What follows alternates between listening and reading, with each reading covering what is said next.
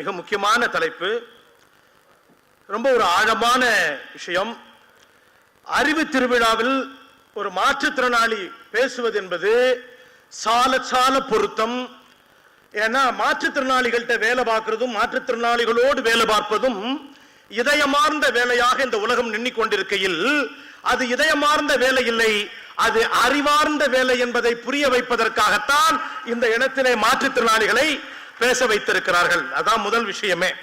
பொறியின்மை யார்க்கும் பழி என்று அறிவறிந்து ஆழ்வினை இன்மை பழி. பொறியின்மைனா உடம்புல ஏதோ ஒரு அங்கமோ அல்லது அங்கத்தினுடைய செயல்பாடோ குறைவாக இருப்பதோ அல்லது அதோடு பிறப்பதோ தப்பு இல்லை. அது உன்னுடைய அப்பா ஆத்தால் செஞ்ச தப்பு இல்லை, அல்ல நீ முற்புறவில் செய்த தப்பு இல்லை, அது யாருடைய தப்பும் இல்லை. It is part of nature. இது இயற்கையின் அங்கம். அதை அறிவு கொண்டு பாரு அப்படின்னு சொன்ன வள்ளுவ பெருந்தகை சொன்ன அந்த வள்ளுவ பெருந்தகையின் பேரில் இருக்கக்கூடிய இந்த வள்ளுவர் கோட்டத்தில் முதல்ல இந்த திறப்பு விழா நடந்ததே மாற்றுத்திறனாளிகளின் நிகழ்ச்சியாகத்தான் இங்கே நடந்தது. தொடர்களே, மறுபடியும் இந்த இடத்துல ஒரு மாற்றுத்திறனாளியை பேச வைப்பது என்பது நமக்கு நாமே நம்மை தகவமைத்துக் கொள்வதற்கான மிக முக்கியமான விஷயமாகத்தான் பார்க்கப்படுகிறது. இப்ப மாற்றுத்திறனாளிகள்னா யார்? இப்ப எனக்கு ரெண்டு பெரிய விஷயம். ஒன்னு, கட்சி என்ன செய்திருக்குன்னு சொல்லணும்.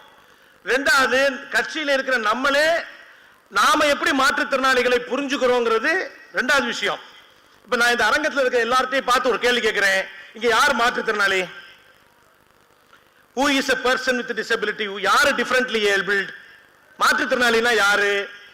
பொதுவாக இங்க இருக்க கருத்து எல்லாருக்குமே என்ன இருக்கும்னா, மாற்றுத்திறனாளி அப்படின்னா நான் தீபக் மாற்றுத்திறனாளி, நாமெல்லாம் நான் டிசேபிள் பீப்புள் அப்படின்னு ஒரு கருத்து இருக்கும். இப்ப முதல்ல அந்த பர்னிச்சரை உடைக்கணும். அதை உடைச்சாதான் அடுத்த கட்டத்துக்கு போக முடியும். உங்கள்ட்ட ஒரு கேள்வி நான் கேட்க விரும்புகிறேன். ஒருவேளை நம்ம பன்னீர்செல்வம் சார் காது கேட்க முடியாத ஒரு பள்ளிக்கு நீங்க ஸ்பெஷல் கெஸ்டா போறீங்க சார், சீஃப் கெஸ்டா போறீங்க. ஒரு 300-400 பேர் இங்க முன்னாடி உட்கார்ந்துருக்காங்க, எல்லாருக்குமே காது கேட்க முடியாது. அந்த காது கேட்க முடியாத மாற்றுத்திறனாளிகள்ட்ட இப்ப நீங்க பேசணும் அப்படின்னா நீங்க பேசுற பேச்ச உங்களுக்கு புரியுமா? Not possible. அப்ப செய்கை மொழி தெரிஞ்சா மட்டும்தான் உங்களால பேச முடியும். அந்த இடத்துல யார் மாற்றுத்திறனாளி?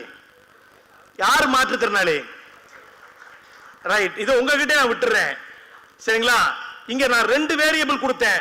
ஒன்னு, ஒருத்தர் மாற்றுத்திறனாளி அல்லாதவர், ஒருத்தர் மாற்றுத்திறனாளி. அங்க அப்படி புரிஞ்சுக்கிட்டோம். ரெண்டாவது வேரியபிள் நான் சொல்றேன்.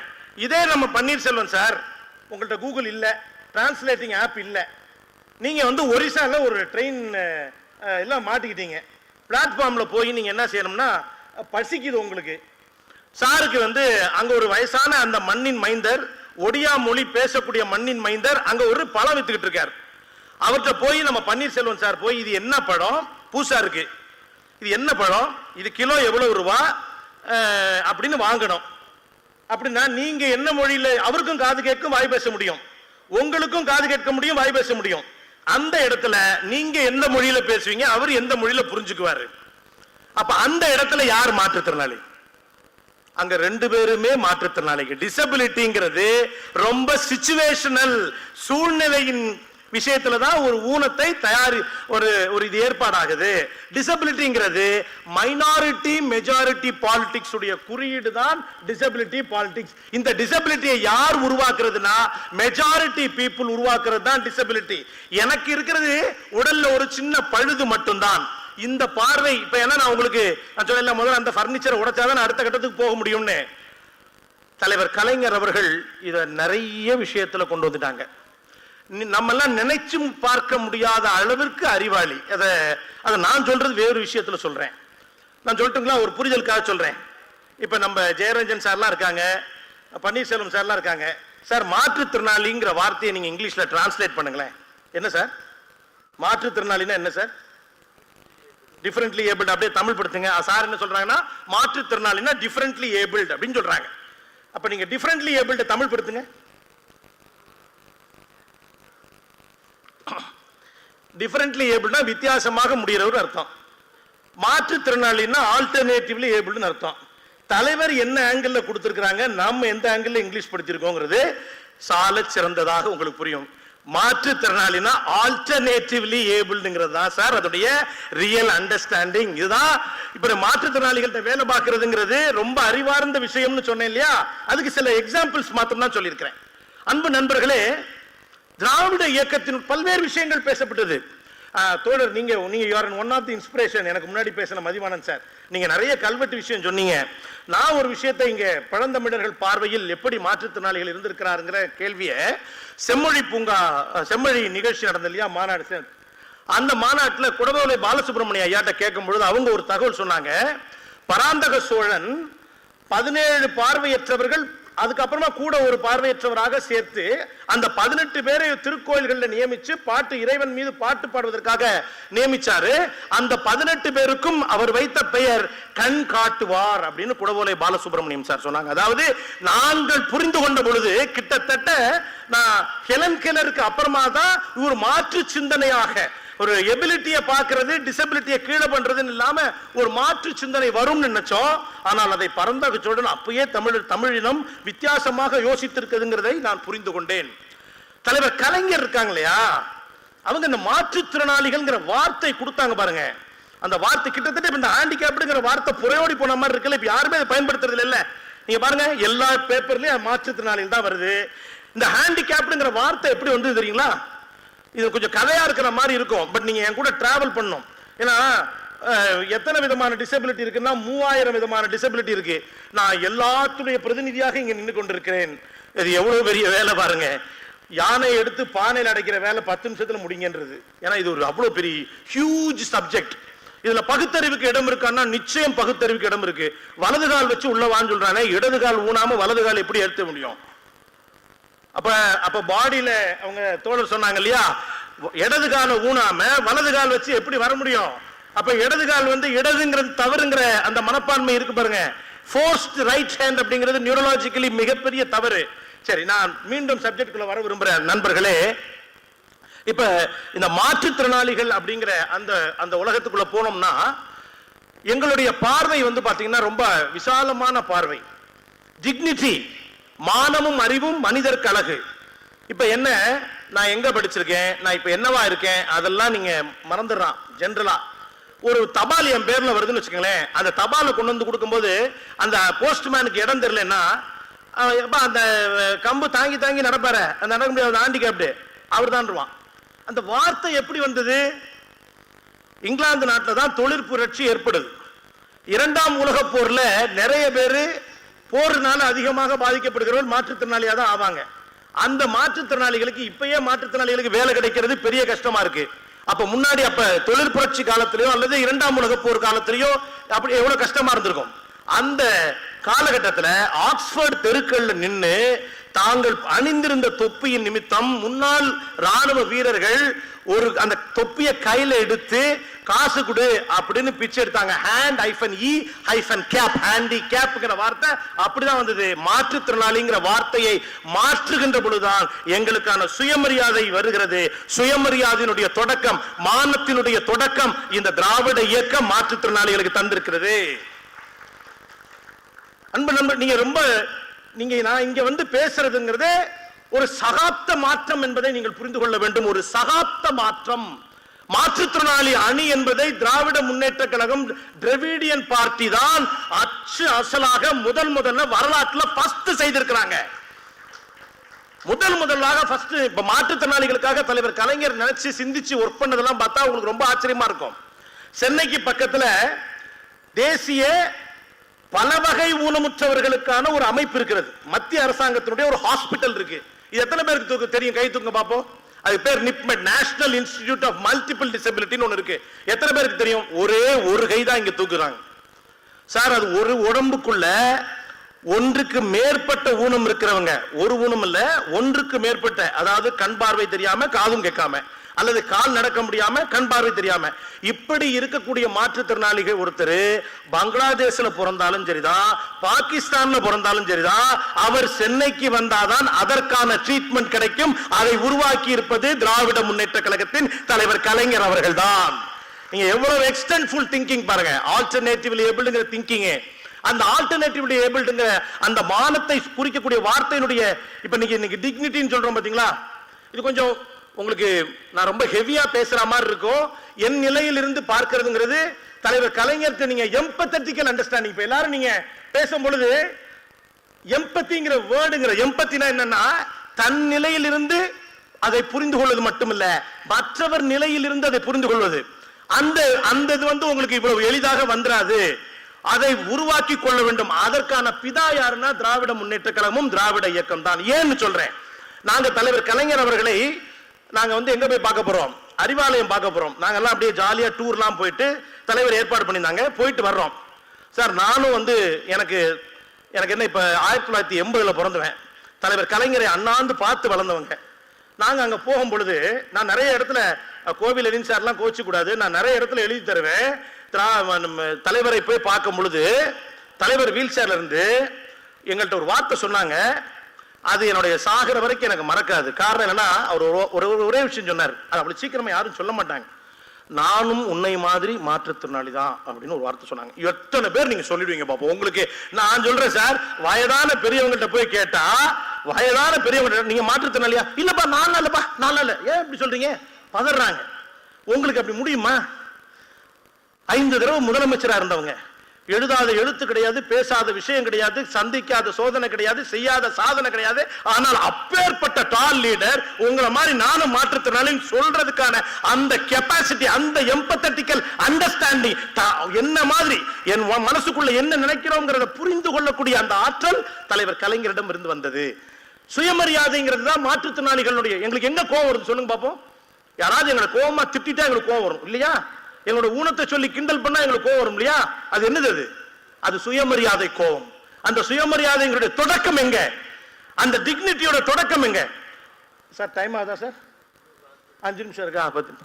இந்த பதட்டத்திலே எனக்கு பாதி சப்ஜெக்ட் மறந்து போயிடும் போல இருக்கு. ஆமா, இப்ப இந்த தலைவர் கலைஞர் இந்த மாற்றுத்திறனாளிகளுக்கான தனித்துறை உருவாக்குனாங்க. ஞாபகம் இருக்கா? தனித்துறை தெற்காசியாவிலேயே நம்ம தான் ஃபர்ஸ்ட் பண்ணிருக்கோம். ஏன்னா இந்த ஆட்சியில் மட்டும் 60 அரசு உத்தரவு வந்திருக்கு. ஒரு உத்தரவு இல்ல, 2 அரசு உத்தரவு இல்ல. மன வளர்ச்சி பாதிக்கப்பட்ட குழந்தைய ஒரு வருஷம் அந்த குழந்தை உயிரோடு இருக்காங்கிறதுக்கு ஒரு சர்டிபிகேட் வாங்கி கொடுத்தா தான் அடுத்த வருஷத்துக்கான உதவித்தொகை கிடைக்கும். அந்த திட்டத்தை ரத்து பண்ணிருக்காங்க. அப்படி கேட்க கூடாது. இனிமேல் அந்த மன வளர்ச்சி பாதிக்கப்பட்ட குழந்தையை தூக்கிக்கிட்டு நீங்க ஹாஸ்பிட்டல் அலைய வேண்டாம்ங்கிற உத்தரவு இப்பதான் போடப்பட்டிருக்கு. இந்த உத்தரவு இந்தியாவில் ஃபர்ஸ்ட் டைம் இங்கதான். நான் இந்த மேடையில் பேசிக் கொண்டிருக்கும் பொழுது தமிழ்நாட்டில் பல இடங்களில் மாற்றுத்திறனாளிகள் அதிகாரத்திற்கு வந்திருக்கிறார்கள். நேற்றைக்கு முன்தினம் இது கைத்தட்டு கொஞ்சம் இருங்க, கொஞ்சம் இது வாங்கிக்கிறங்க. தன்னுடைய முதல் பேச்சுல தோழர் ரியா சொன்னாங்கல்ல, திருநங்கை தோழர்களுக்காகவும் மாற்றுத்திறனாளிகளுக்காகவும் தான் ஃபர்ஸ்ட் டைம் பேசினாங்க தன்னுடைய முதல் பேச்சுல அப்படின்னு சொன்னாங்க இல்லையா? அந்த முதல் பேச்சுல நம்முடைய இளைஞரணி செயலாளர் அவர்கள் மாற்றுத்திறனாளிகள் அவங்க இருக்கக்கூடிய இடத்திலேயே அவங்களுக்கு ஒரு கவுன்சிலர் பதவி கொடுத்து அவங்களுடைய பிரச்சனைகளை கேட்பதற்கான வழிவகை செய்ய வேண்டும் என்பதை இந்தியாவில் சட்டமன்றத்தில் ஃபர்ஸ்ட் பேசின ஒரு யங் மேன், யங் லீடர் அவங்க தான். இந்த ஆட்சி முடிவதற்குள்ளாகவே நேத்து நீங்க எத்தனை பேர் பாத்தீங்கன்னு தெரியல, சன் டிவில ஒரு கார்டு போட்டாங்க பாத்தீங்களா? நெமிலிங்கிற பகுதியில ஒரு அப்படி தலை இப்படி தாள் திருப்பி இருக்கக்கூடிய ஒரு பெண் மாற்றுத்திறனாளி நெமிலி ஒன்றியத்துல கவுன்சிலரா இருக்காங்க. இந்த பெருமை யாரை சேரும்? சும்மா வாய் உதாரணம் விடலாம் சார், ஆனா அதை செஞ்சு காட்டக்கூடிய அந்த ஆற்றல் திராவிட முன்னேற்ற கழகத்துக்கு தான் சார் இருக்கு. நான் இப்ப சமீபத்தில் கோவா போயிருந்தேன், political participation of the disable பீப்புள்ன்றத பத்தி பேசுறதுக்காக. அப்ப அங்க ஊர் அமைச்சர் பேசி முடிச்ச பிறகு டக்குன்னு பக்கத்துல சார் இதை நான் உதய சார் இருப்பாங்க நினைச்சேன். உதய சார்ட்டையும் நான் பார்த்து சொல்லணும்னு எனக்கு ஒரு ஆசை. அவர் சொன்னாரு, சார் இந்தியாவுக்கே நீங்க தான் சார் நீங்க தான் ஃபர்ஸ்ட் டைம் இந்த மாதிரி டிசேபிள் பீப்புள் பாலிடிக்ஸ் செஞ்சிருக்கீங்க. நான் முடிஞ்சா கோவால எங்க சீஃப் மினிஸ்டர் சொல்லி நானும் இங்க கொண்டு வர்றதுக்கும் பாக்குறேன் சார். நம்மிடம் இருந்து கற்றுக்கொள்ளுகிறார்கள். இதை சொன்னது ஒரு பிஜேபி மினிஸ்டர் என்கிட்ட. நண்பர்களே, இது ரொம்ப சாதாரண விஷயமாக நீங்கள் பார்க்க கூடாது. தலைவர் ஒரு விஷயத்தை மனசுல வச்சுட்டாங்கன்னா எவ்வளவு ஆழம் தெரியுமா? ஒரு பொண்ணு சார் யுஎஸ்ல போய் பேசணும். அந்த பொண்ணு இப்ப ஐஎஃப்எஸ் ஆபீசரா இருக்காங்க, பெனோ ஜெஃபைன் பேரு. என் வீட்டு இந்தோனேஷியால அவங்க 3rd செக்ரட்டரியோ 2nd செக்ரட்டரியா இருக்காங்க. இந்தியாவினுடைய முதல் பார்வையற்ற இந்தியன் ஃபாரின் சர்வீஸ் ஆபீசர். அவங்க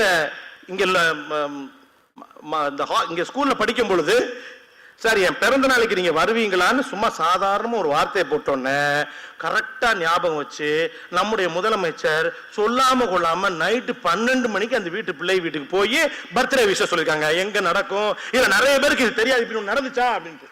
அவங்க அமெரிக்கால போய் படிக்கிறது உட்பட, அவங்களுக்கு அங்க பாடம் எடுக்கிறது உட்பட அதுக்கான எல்லா செலவையும் துணை முதலமைச்சரா இருக்கும்போது நம்மளுடைய முதலமைச்சர் எடுத்துக்கிட்டாங்க. இது 1 இல்ல 2 இல்ல சார், நான் 60 அரசு உத்தரவுல உங்களுக்கு சொல்றதுக்குள்ளார எனக்கு இப்ப விடிஞ்சிடும். ஆனா எனக்கு நேரம் இல்லைங்கிறது தான் எனக்கு ஒரு பெரிய விஷயம்.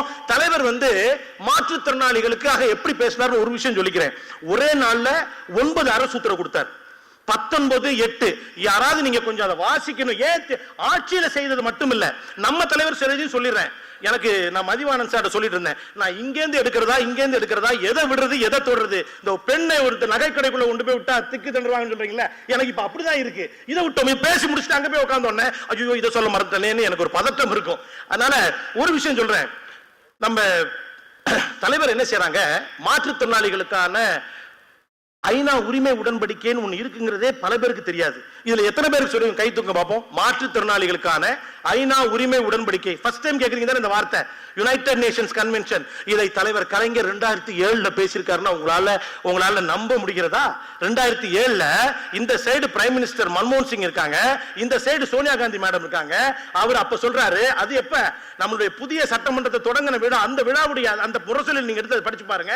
அதுல பேசியிருப்பாரு, நாம மாற்றுத்திறனாளிகளுக்கான ஐநா உரிமை உடன்படிக்கையில கையெழுத்து போட்டோம், ஆனா மாற்றுத்திறனாளிக்கு நம்ம ஒண்ணுமே செய்யல. நான் சொல்ல சார், இது தலைவர் கலைஞர் அவர்கள் சொன்னது.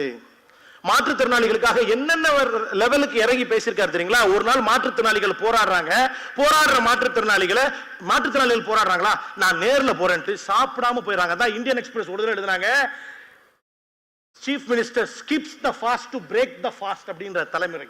அதாவது காலை உணவு சாப்பிடாமலேயே மாற்றுத்திறனாளிகளை நேர்ல போய் பார்த்து உங்க கோரிக்கை என்ன என்பதை கேட்டு தீர்த்து வைத்திருக்கிறார் கலைஞர் அவர்கள். அவருடைய அண்டர்ஸ்டாண்டிங் பாத்தீங்கன்னா, விழுப்புரத்தில் பேசுறாரு, மாற்றுத்திறனாளிகளுக்கு நம்ம ஒண்ணுமே செய்யல. அடுத்த நாள் காலையில இங்க சட்டமன்றம் இங்க திறக்கிறாங்க, அன்னைக்கும் பேசுறாரு, மாற்றுத்திறனாளிகள் நம்ம ஒண்ணும் செய்யலன்னு சொல்லி அடுத்த நாளே தான் எழுதிய அந்த திரைக்கதை வசனம் இருக்கு பாருங்க, அதுக்கு இளைஞன்ற படத்துக்கு அந்த காசு அப்படியே வாரியத்துக்கு கொடுக்குறாங்க, வாரியம் அமைக்கிறாங்க. இப்ப உதயநிதி சார் ஒரு மிக முக்கியமான விஷயத்தை செய்திருக்கிறார். இது ஒரு நிமிஷம் மட்டும் என்கிட்ட கவனிங்க. அவர் இந்த கழிவிறக்க பார்வை பத்தி நீங்க மாற்றுத்திறனாளிகளுக்கு நான் அதை செஞ்சேன்னா இளைஞரணிக்கும் சொல்றேன், மாற்றுத்திறனாளிகள் 4 பேருக்கு உரிமைக்காக நான் நின்னேன்னு சொன்னா அவர் ரொம்ப சந்தோஷப்படுவார். நான் போய் மாற்றுத்திறனாளிகளுக்கு இவ்வளவு நலத்திட்ட உதவி கொடுத்தேன் அப்படின்னு சொன்னா அப்படியா அப்படின்னு கேட்டுக்குவாங்க. ஏன்னு சொல்றேன், இந்தியாவில் உங்களுக்கு சாதாரண விஷயம் எனக்கு ரொம்ப கஷ்டமான விஷயம். உங்களுக்கு அப்படியே நடந்து போய் ஓடி போய் கடல்ல தண்ணியில காலை வச்சிருவீங்க. எனக்கு 38வது வயசுல தான் எனக்கு கடல்ல தண்ணியில காலையே வைக்க முடிஞ்சது. அந்த தனியான பிரத்யேக, நான் கோவா போயிருந்தேன் பாருங்க, அங்க அந்த நிகழ்ச்சி நடக்கும் பொழுது மாத்திரம் ஒரு மரப்பால வகையில அந்த சாய்வுதளம் போட்டிருக்காங்க, தவிர அது எப்பவுமே பர்மனண்டா கிடையாது. ஆனா நமக்கு இங்க பெசன் நகர்ல, மரீனா பீச்ல, நாகப்பட்டினம் வரப்போகுது. இப்ப இத்தனை இடங்கள்லயும் மாற்றுத்திறனாளிகளுடைய உரிமை அதை அவர் எப்படி பார்க்கல, சேரிட்டியா பார்க்கல, அதை கழிவிறக்க பார்வையோடு இந்த நாங்க கொடுத்தோம் நீ வாங்கினேங்கிற மாதிரி ஆங்கிள் அவர் பார்க்கவே இல்லை. மாற்றுத்திறனாளிகளுடைய உரிமைகளுக்காகத்தான் அவர் தொடர்ச்சியாக நின்று கொண்டிருக்கிறார். தலைவர் கலைஞராக இருக்கட்டும், தந்தை பெரியாருடைய சுயமரியாதை இயக்கத்தினுடைய வழித்தோன்றலாக இருக்கட்டும், அல்லது நம்மளுடைய முதலமைச்சராக இருக்கட்டும், மாற்றுத்திறனாளி துறையை ஒரு நிமிஷம் ஓகே முடிச்சிடுறேன். மாற்றுத்திறனாளிகள் துறையை எடப்பாடி சார் கீழே வலிக்கு விழுந்து வாங்கினாரு. அவர் அந்த துறையை எந்த துறையை வச்சுக்கிட்டாரு, நெடுஞ்சாலை துறை, முறைகேடாக எந்தெந்த துறைகள்லாம் சம்பாதிக்க முடியுமோ அதுல எல்லாம் அவர் வச்சுக்கிட்டாரு இல்லையா? நம்ம தலைவர் முதலமைச்சர் ஆறாங்க, எந்த துறையை எடுத்துக்கிட்டாங்க, ஹோமும் மாற்றுத்திறனாளிகள் நலத்துறையும். இதுல நீங்க ஒரு பவர்ஃபுல் ஒரு பவர்லெஸ், நாங்க இந்த வாய்ஸ்லெஸ் ஆஃப் த பீப்புளா இருக்கோம். இதை பக்கத்துல வச்சுக்கிட்டதுனாலதான் 62 அரசு உத்தரவுகள் கொடுக்கப்பட்டிருக்கிறது. அன்பு நண்பர்களே, நிறைய விஷயங்கள் எனக்கு பேசுறதுக்காக இருக்கு. இன்னொரு வாய்ப்பு நிச்சயம் கிடைக்கும்.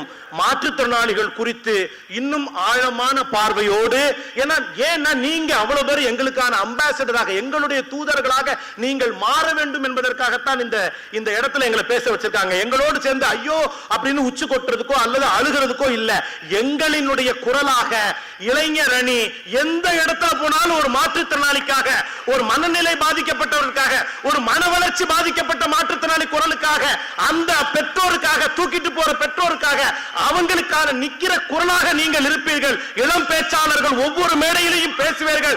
மாற்றுத்திறனாளிகளுக்கான சமூக நீதியை நீங்கள் உரிமையாக்குவீர்கள், உண்மையாக்குவீர்கள் என்பதற்காகத்தான் இந்த இடத்துல நாங்கள் பேசிட்டு இருக்கோம். இந்த வாய்ப்பளித்த என்னுடைய ஃப்ரெண்ட், என்னுடைய நண்பர், எங்களுடைய தோழர், my lovable friend Udhayanidhi sir அவர்களுக்கு இந்த நேரத்தில் தேங்க்யூ சொல்லி, பன்னீர்செல்வம் சாருக்கும் இந்த அவைக்கும் தேங்க்யூ சொல்லி, வாழ்க சமூக நீதி என்று சொல்லி விடைபெறுகிறேன். நன்றி, வணக்கம் தோழர்களே.